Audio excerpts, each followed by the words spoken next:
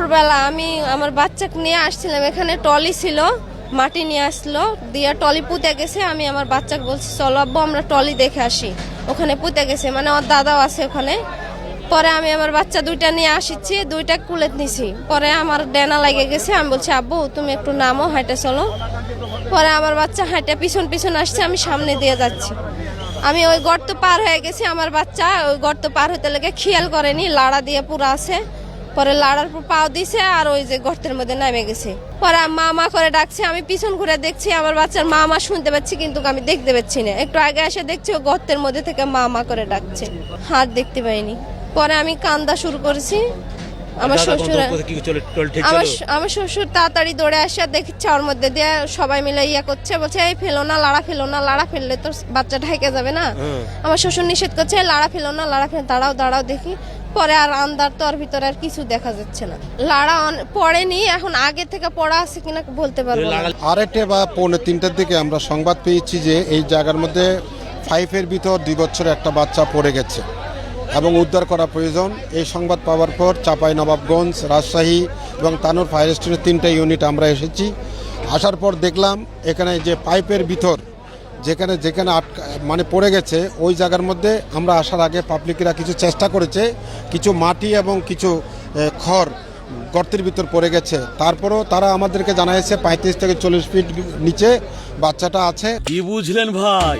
Only যেটাই চাই। তা আমরা আমাদের সার্চভিশন ক্যামেরা দিয়ে আমরা দেখলাম যে বাচ্চাটা কিন্তু আমরা দেখি নাই বলতে ওখানে মাটি এবং খড় পড়ার কারণে আমরা দেখতে পারি নাই, তবে বাচ্চা ওখানে আছে, বাচ্চার আত্মীয় স্বজন বলছে। তা আমরা সাথে সাথে আমরা স্থানীয় প্রশাসনকে জানিয়েছি আমাদের এক্সকেভেটরের প্রয়োজন আছে, আমাদের এই মেডিকেল টিমের প্রয়োজন আছে, হ্যাঁ আমাদের অক্সিজেনের প্রয়োজন আছে। আর আমরা এখানে ভেন্টিলেশন ফ্যান আমরা এনেছি, আমরা সব কিছু আমরা মানে লাগিয়ে রেখেছি। বাচ্চাটাকে যতটুকু বাঁচিয়ে রাখা আমরা চেষ্টা করছি। বাদবাকিটা এক্সকেভেটর মাটি কাটা শেষ করে দিলে আমরা বাচ্চারা উদ্ধার করতে পারবো। উদ্ধার কার্যক্রম এখন ভেন্টিলেশন তো দেওয়াই আছে এবং মেডিকেল টিমও আছে সব কিছু, আর এক্সকেভেটর দিয়ে মাটি কাটার মানে চলছে। আশা করি 3 ঘন্টার মধ্যে মাটি কাটা শেষ হবে বাচ্চাটা। আমরা এটা যেহেতু এখানে বাচ্চাটার কাছে, যেটা ফায়ার সার্ভিস বলছে যে বাচ্চাটার কাছে তো আর এখান দিয়ে পৌঁছানো যাচ্ছে না, পাশে একটি গর্ত করে সেখান থেকে ঢোকার চেষ্টা করা হচ্ছে। এবং এমনও যেন না হয় যে যেটা বাচ্চার জন্য হুমকির হয়। ফায়ার সার্ভিস বলেছে যে যদি এরকম যদি না হতো যে বাচ্চার মানে লাইফ রিস্ক না থাকতো, তাহলে হয়তো অনেক আগেই আমরা বাচ্চাটাকে বের করে ফেলতে পারতাম। কিন্তু বাচ্চাটা যেন নিরাপদ থাকে সেটার জন্যই চেষ্টা করা হচ্ছে পাশে গর্ত করে ঢোকার জন্য। এবং হোপফুলি 30 ফিটের মধ্যে আমাদের মনে হয় 20 ফিটের মতো গর্ত ইতিমধ্যে করা হয়ে গিয়েছে যেটুকু জানা যাচ্ছে।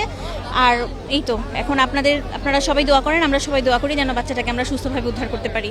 আমার মনে হয় সরকার যদি দুর্নীতিকে শক্ত হাতে ধরতে পারে তাহলে এ ধরনের মানে যে ঘটনাগুলো ঘটছে, জাতি যেটা কোনো ক্রমে আশা করে না এগুলো ঘটা সম্ভব নয় বলে আমরা মনে করি, কিন্তু এটা ঘটতেই আছে। এটা সরকারের দুর্বলতা, এবারে কোনো সন্দেহ নাই।